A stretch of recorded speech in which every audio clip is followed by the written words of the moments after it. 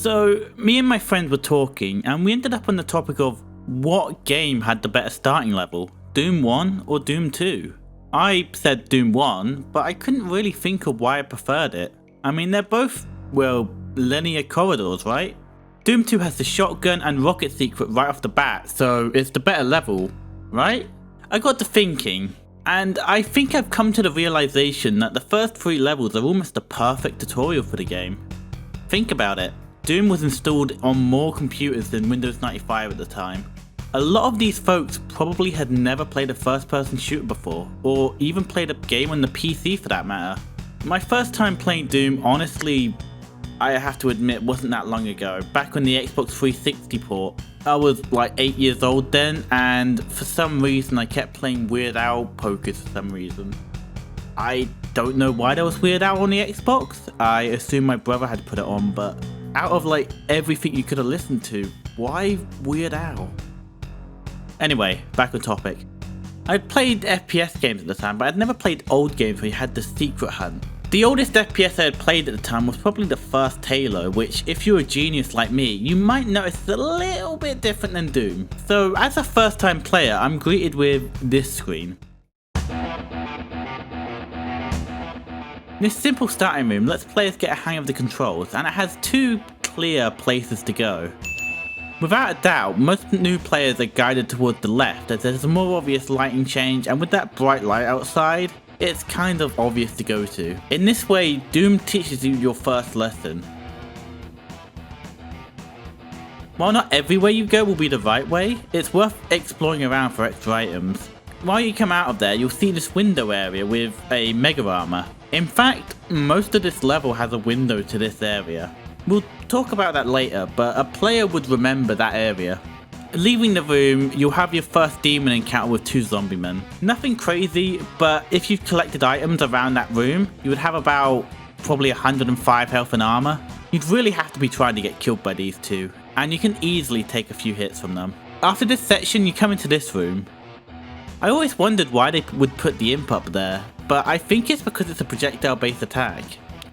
Wolfenstein didn't really have any projectile-based attacks that I can remember, and it makes the difference obvious. You've got a long distance away from the imp where you can dodge. Projectile attacks from imps and other enemies can be dodged, and people with guns like zombiemen, shotgunners, and chain gunners and Doom 2 can't really be dodged. There's also this section with the odd zigzag, which seems weird. I mean, he could have just had a straight line, but zigzag it is. I think the reason they had done this is to teach players to move left and right while moving forward, which is a cornerstone of movement in Doom, especially when dodging enemies. After that room, you'd finish off the last 2 imps and move on to the exit. Wait. What about that outside place? Now, when I played, and I assume other players would have, I went back and forth looking why you couldn't get into that room. And you'd probably notice this odd coloured wall. If you press on it, hey, a secret way opens. You'd get the mega armor and some shotgun ammo.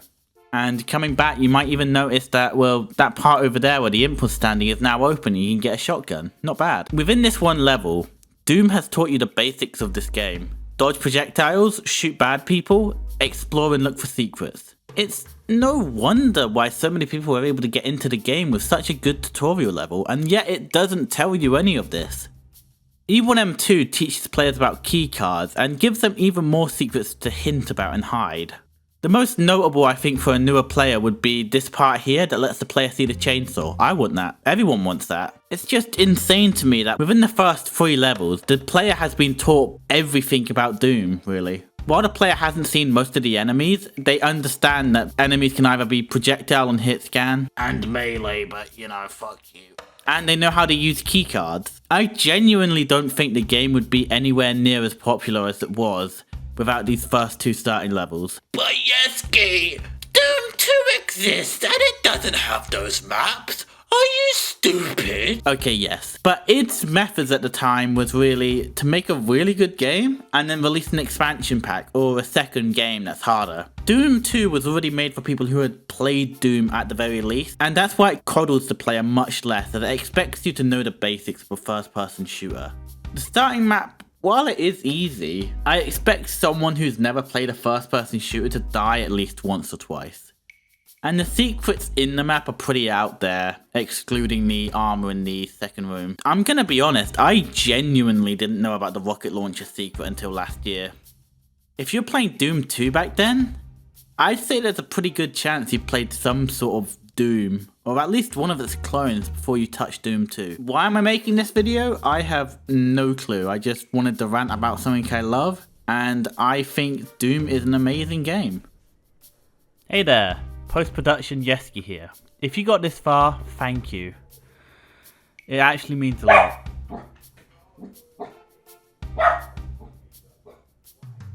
I don't think I can make a better outro than that, to be honest. I'm leaving that in.